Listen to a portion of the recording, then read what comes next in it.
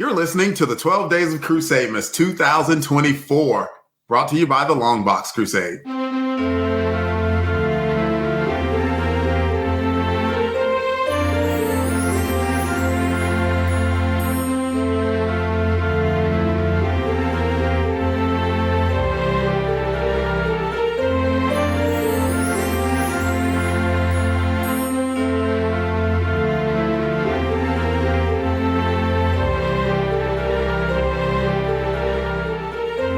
Seven savage shores.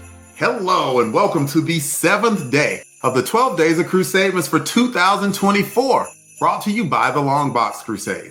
The 12 Days of Crusademas is our gift to the podcast community to celebrate the holiday season. And we're celebrating this joyous season by sharing with you some comic book titles that may have gotten by you in the past. Each day of the 12 Days of Crusademas will bring you a hidden gem of a comic series, brought to you either by one of our Holly Jolly co-hosts or one of our podcast celebrity guests, until we get all the way to December 25th, Christmas Day. I'm your host for this 7th day of Crusademas, Delvin, but you can call me Thrym. And here are the 3 frost giants. I mean, there's no proof that Norse frost giants didn't celebrate Christmas too. Joining me for today's unwrapping. Coming up first is Pat Sampson, aka DJ Christados, but in this case, he is Kari, and he's going to regale us with, well, I don't know actually what. So, Pat, what's up? Oh, hey, Delvin and guys. Hey, man. Just bringing I wanted to do a little campground singing, getting our caroling going with everybody here, and I brought a special guest along with us that's going to help us do some singing and caroling as well, too. He's a good musician, a good singer, and we liked his stuff. So, instead of putting up the lights, we're just going to sit around and we're going to go caroling a little bit. So, okay, I'm going to be honest with you, Pat. I think you have a much, much better chance at getting me to go caroling than you have me hanging. I figure you're the ringer. I really want, though. You got that smooth velvet voice that I love. I appreciate that. I enjoy singing, and also it sounds like you're playing a few chords that every rose has its thorn. It was. Look at me. I am on it. That is some 80s I can get behind. But before we get anybody off mute singing, we're gonna move on to Jared Albrecht. Some call him the yard sale artist. Some call him the Christmas pro. If Laurel is not around, I'm calling him Belly for today because that's another frost giant, and he also has something awesome and witty and cool to say for this day of Crusademas. As usual, my friends, I come with a Christmas joke.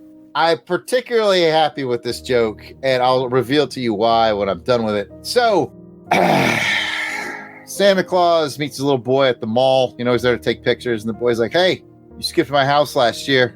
Santa Claus was like, I think I know you're little Charlie, right? And he said, "You don't have a chimney. You gotta have a chimney for me to come by." And little Charlie goes, "Well, do you know how much a chimney costs?" And Santa says, Jason, he always knows the punchlines of my jokes, so I'm just giving him his opportunity. I don't know this one. Okay, the beauty of this joke is it has 2 answers, so if Jason had ruined one, I was ready to go to the other one. Okay. So the original answer is, it costs nothing because it's on the house. That's good. I like that. If Jason guesses it, then the answer is, well, actually, it's through the roof. So it's a choose your own adventure joke. I was off, or excuse me, I was on mute, but I'm ashamed to admit that was kind of fun. Yeah, I've been in a slump lately, so. Yeah. How many jokes have you told? You're like, for that many. But like now, it's 1 for, that many. Infinite percentage increase. Congratulations on your triumphs, my friend. And we will move on to the third person, the third lad that I haven't mentioned. He is Johol, by the way. That's the third frost giant whose name that I looked up. But you also know him as Weasel Skull. You might know him as Jason Albrecht too. Jason, Merry Christmas, my friend. How are you? Merry Christmas, Delvin. Merry Christmas, fellas. I'm doing great. I came prepared for a joke, but the last time I was here, there was a request for Treetop Tommy. So I was able to coax him out of the tree and into the studios. You ready? You ready, Treetop? TT, come on. Oh, man. The ground don't move right. I've been up in that swam basket for so long. Oh my goodness. He said basket. Hey everybody. Hey, Merry Tommy. Christmas. Hey, Treetop Tommy. Merry Christmas. Oh, you don't know how good it feels to be down here. You know, it's like 20 degrees cooler up there. It's cold, man. It's cold, but that's okay. I killed me some Ewoks and got some wicked fur up there. And so it's good. It's good. So, are we getting any Ewok jerky? Oh, yeah, man. I got some Ewok jerky coming. It's those always flinging their poo at me. And, you know, it's a battle. It's a battle. You know, I got a battle between it. But someone's got to be up there to check the speeds on those X-Wing fighters, man. Because you can't have them just flying willy-nilly around our base. So, you know, got to do what I got to do. I'm part of the resistance. I'm part of the resistance. I understand. You know, like they might be flying haphazardly. That's okay. But willy-nilly, absolutely not. Right. Well, I don't even allow haphazard. Not in my basket. No, sir. Not in my basket. You run a tight fly by basket. my basket haphazard, you getting a ticket. You getting a ticket. Gotcha. Yeah. I might throw a little. I'll soften it up with a little Ewok jerky. You know, I got the Wicked special going on right now. I got some old low gray in the fridge. It's all good. All right. Treetop Tommy, thank you so much for stopping by. And thank you for your service. Bye. Oh, no problem. But I got a question. We got a guy here, an extra guy here. Who are you, sir? What's your name? Me? Yeah, yes, sir. You. I'm Jerry. I'm this. What was it before you changed it? All right.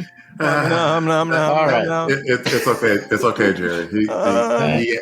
We did not prepare you for that. It's okay. We're sending him on his way. Treetop Tommy. Thank you, Tommy. Thank you. Thanks. Sorry, Jerry. And thank you, Jason. We're sorry, Jerry. And if you're wondering, Jerry, who, by the way, we have a guest joining us today around the fireplace. He's a Crusaders Club member. He's also, more importantly, the host of the Professor Frenzy Show. It is a show. It's a show. It is a show. It is Jerry Green, everybody. Welcome to the show, Jerry. Thanks, Delvin. Thanks, guys. It's great to be here with you, and Merry Christmas. Merry Christmas, my friend. So I can't help but notice that you got a stocking there, and what's gift wrapped up and everything. But what do you have gift wrapped in that stocking? Oh, yeah. Well, as you heard in the singing intro, today is 7 Savage Shores, which means we're unwrapping These Savage Shores, number 1. Let me tell you a little bit about this story and the series and the creators. So it's called These Savage Shores, number 1. It's published by Vault Comics. There's a total of 5 issues. It went from October 2018 through June 2019. It was written by Ram V, with pencils and inks by Sumit Kumar, colors by Victorio Estone, and letters by Aditya Bidikar. You may have heard of Ram V. He's currently finishing up his run on Detective Comics. He's been doing that for quite a while. He's done a lot of Batman, Catwoman, Swamp Thing, a lot of DC stuff. He's an Eisner Award winner for the book Blue and Green. And also on the indie side, he wrote The Many Deaths of Layla Starr, which is a book that I really like. He's currently writing Universal Monsters, Creature of the Black Lagoon, which is going really well. Very interesting book. He also wrote the book we're reading today, These Savage Shores, number 1. Sumit Kumar did a lot of work with Ram V, going all the way back to Gravity's Wall. But he's done Justice League Dark, Justice League, and Batman. And shout out to Aditya Bidikar, who's a prolific letterer, for doing all the cursive in this book. I mean, that's a lot of cursive that he had to do here. Main reason I love this book, I love horror comics. This is definitely a horror book. It's a vampire book, and when a vampire book is done well, I really like that. And this is a twist on the vampire legend that you're not going to see coming, throughout the 5 issues. There's a great love story. There's a lot of history. There's maps, military battles, carnage inflicted by humans and monsters. And the art, in my opinion, is really, really gorgeous. In fact, this is in my top 5 books over the last 10 years. Have any of you read These Savage Shores before? Pat? No, Jerry, I haven't, and I'm glad you asked. Oh, well, good. How about you, Delvin? I read These Calm Shores one time, but not These Savage Shores. Not These Savage Shores. Maybe some other Savage Shores, but not some other. Not these. Yeah. Okay. Jared? I have not read it before. I didn't even read it for this episode, so lots of guesswork tonight. Oh, right on. I love that. A book report. You didn't read the book. Love it. And Jason, how about yourself? I've read some Savage Dragon and I've watched some Pauly Shore movies. I'll put that together. I think we got Savage Damn Shore. it.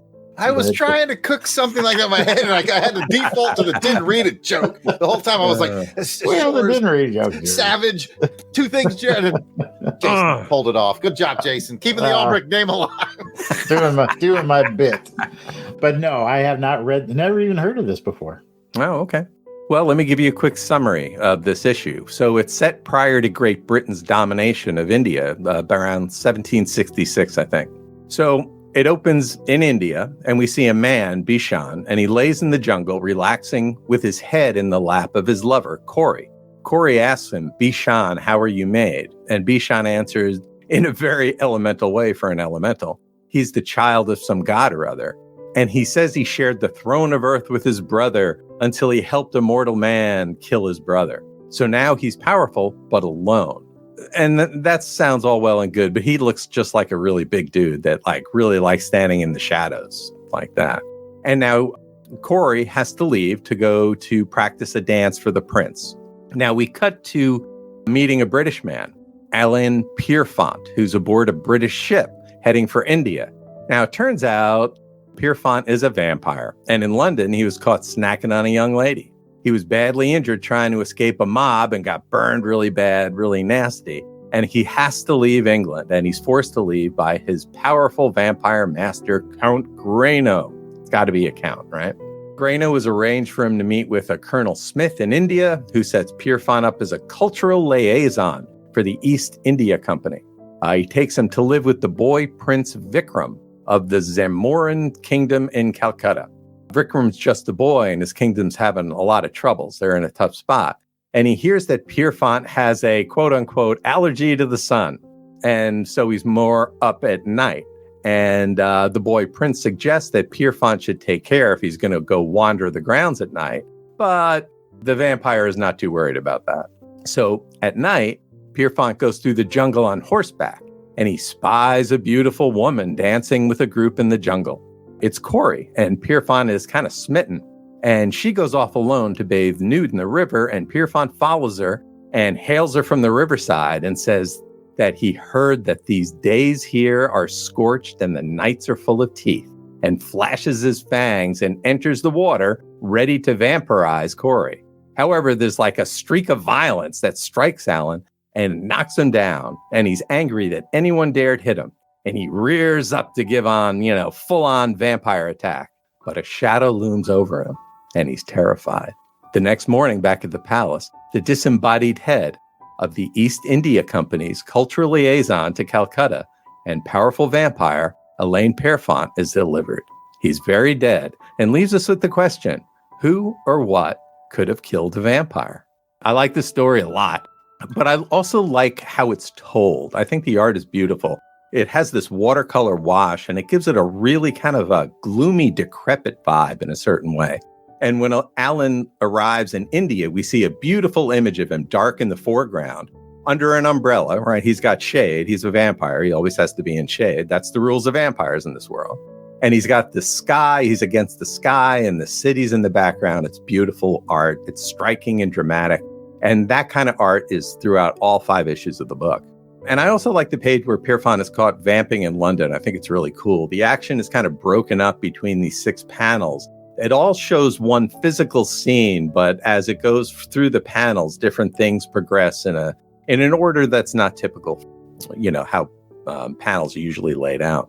There's a lot of cursive in this book, and I wonder if a kid could even understand this book. If a Generation Z would even be able to read it.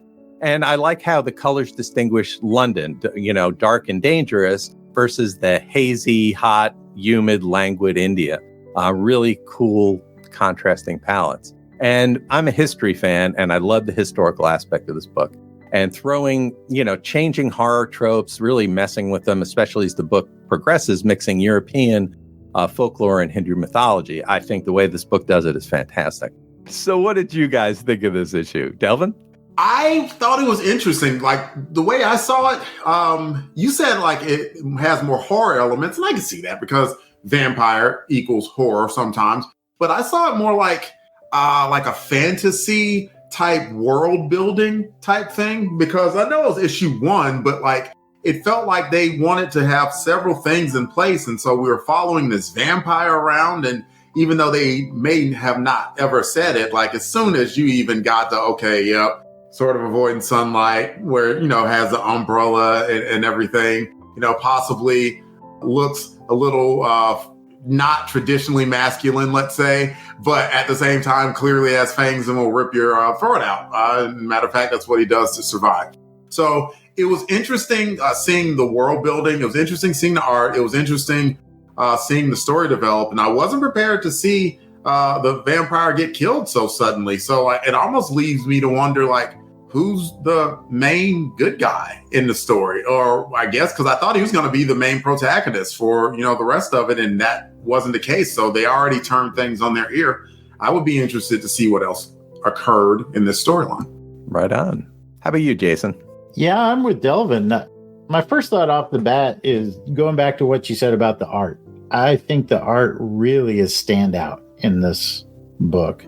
It really grabbed me. And there were so many intricate details whether you talk about the uniforms of the soldiers and the sailors. If you look at the details of the not the pirate ships, but the ships that they're on, there were elements of nature. You had wildcats in the jungle. It just so many difficult things to draw and no shortcuts taken. And then also, when you look at how, like you mentioned, some of the action elements were displayed were very unique and theatrical. Didn't seem like a lot of wasted space. It was a real page turner. My second thought on it, like Delvin was saying, was the fantasy element, the world building of it all. And when I first opened it up, I was like, oh, this is going to be kind of like one of these, fantasy books. I guess I don't really gravitate to those things too much, but I'll give it a try. And then I was like, oh, wait a minute, this is a vampire book. And like Delvin was saying, this protagonist, okay, interesting. There's some interesting backstory here. We're getting it through the letters. I wonder what's going to happen. I wonder how he's going to progress throughout the arc of this series. And he doesn't. So, it's a really clever way of giving you elements of the world and then kind of like yanking the rug out from underneath your feet at the end. And you're like, what is going on?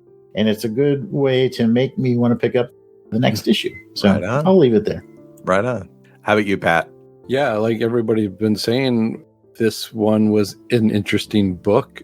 I think this Crusademas year, this is our third kind of vampire-y book that we've had.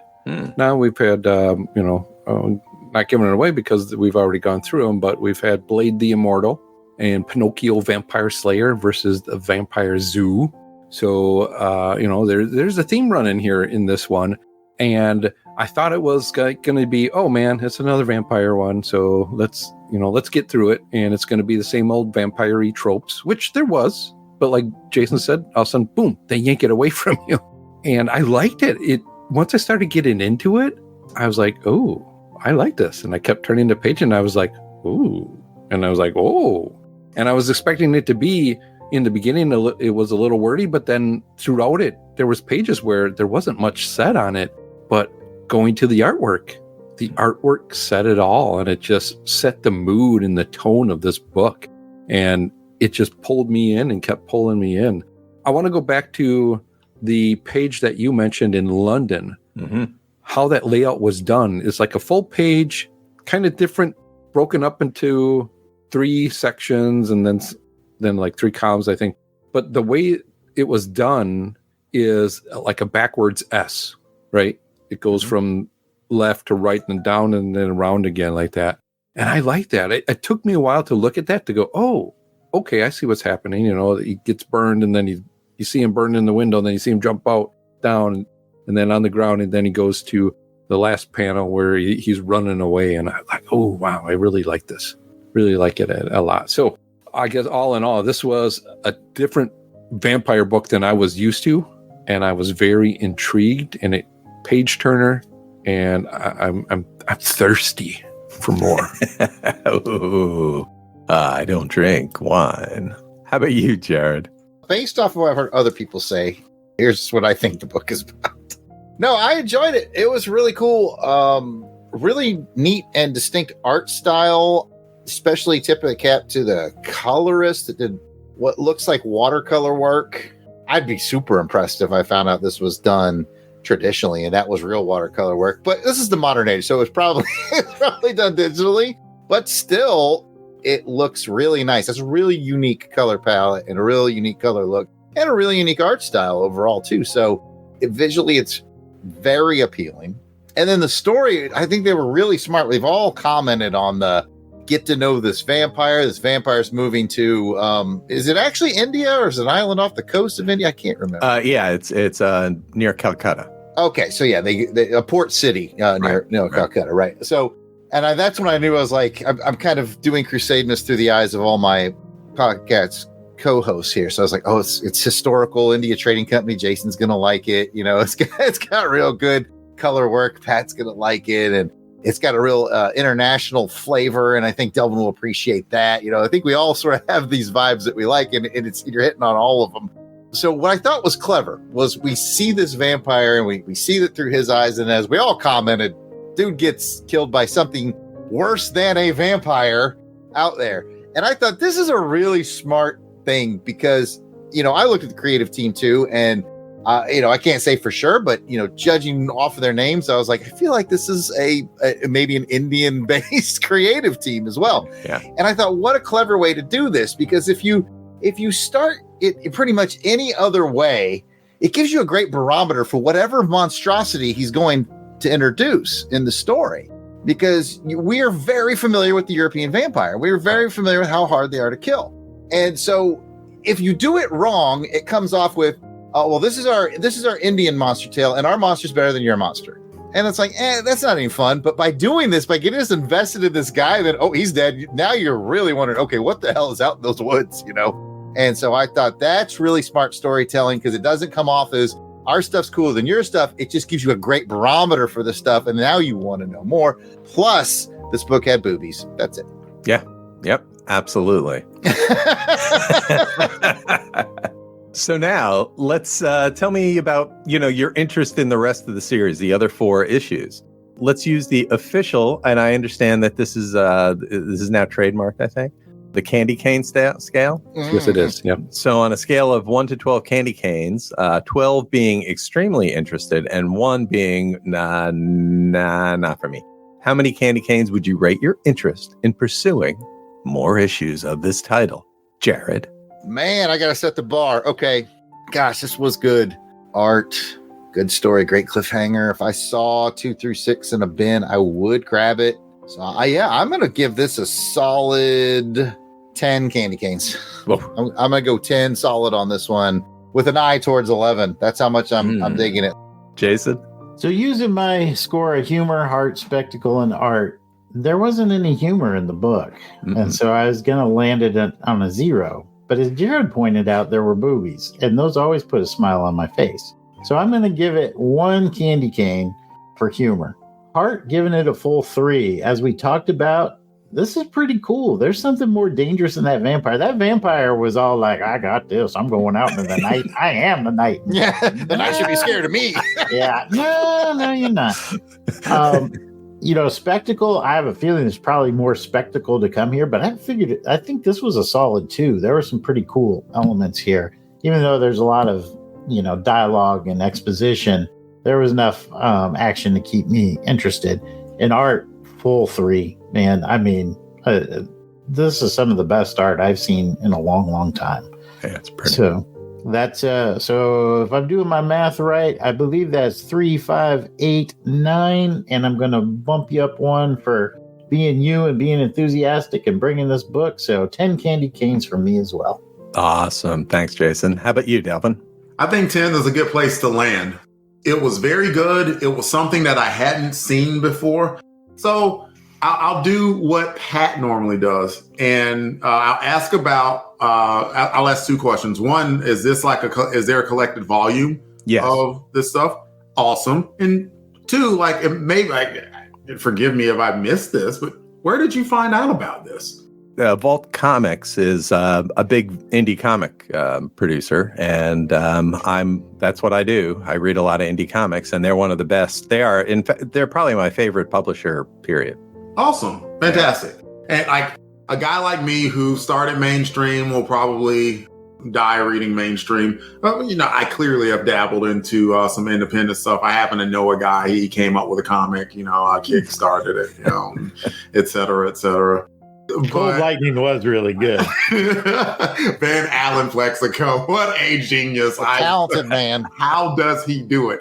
So, I do appreciate people giving me more things to read and to look at. So I appreciate that. If I did see this, I would pick it up and read it. And I love Jerry. I love how you gave that preface at the start. You're watering the candy cane scale seeds there. my thumb on it. Hoping that it blossomed fruit, and it absolutely did. I think 10's a great place to land. I don't want to be behind my friends on this one. Right on. How about you, Pat? Well, Jerry, I'm glad you asked. I am going to go all the way and give it an 11 on this one. I loved it. And the more we were just talking about this, it gave me a Temple of Doom vibe to it. Ooh. With the Prince Kid and just the area and all that going on. I'm like, oh, yeah, this is got that eerie kind of a Temple of Doom feel to it that I think it helps bump me up. Like Jared, I was at a 10, looking at 11, but I'm going to go the extra way, and I'm going to jump and throw the whip and going to go all the way to 11 on this one. If I can find more, I want more. And Delvin forgot to ask the extra question that I always ask once it is when it's in the trade paperback or whatever. The next question, if you say yes, then I would ask you, would you buy it for me? All right. So I see for me, it's history meets vampires, and it meets mythological beings, meets sea adventures. I love the tall ship aspect of this. I love books like that. When Conan goes onto the high seas, I'm in heaven. Like you said, there's an excellent complete edition of These Savage Shores that lists for $20 on Amazon. It's currently on sale, I think, for $17 or so, or $18. But I think it's terrific. I think it's one of my favorite books in the last 10 years. That will wrap up day 7 of the 12 Days of Crusademas. We'd love to hear from you. If you're familiar with any of the comics we cover here on the show, or if you gave one of our recommendations a try, let us know what you think about it. Twitter, X, Facebook, Instagram, and YouTube. You look up Longbox Crusade, there we are. Email, contact@longboxcrusade.com. We have a phone number, 707-532-5269. That is 707-532-LBOX. Pick up the phone. Pick up the phone. Leave us a message about day 7 of Crusademas, or any of the days, actually. We would really appreciate that. And if you're loving Crusademas and didn't get a chance to listen this year, or you just want to hear some more Crusademas, if you scroll far back enough on our feed, you can find all of the episodes from Crusademas past, from 2017 all the way up to last year, 2023, and of course, this year. Thanks for listening, everyone. Be sure to come back tomorrow to find out what the next gift is from under the tree here in the festively decorated Longbox Crusade Studios. I do appreciate you having me on, fellas. This was a great time, and Merry Crusademas to you all and to everyone.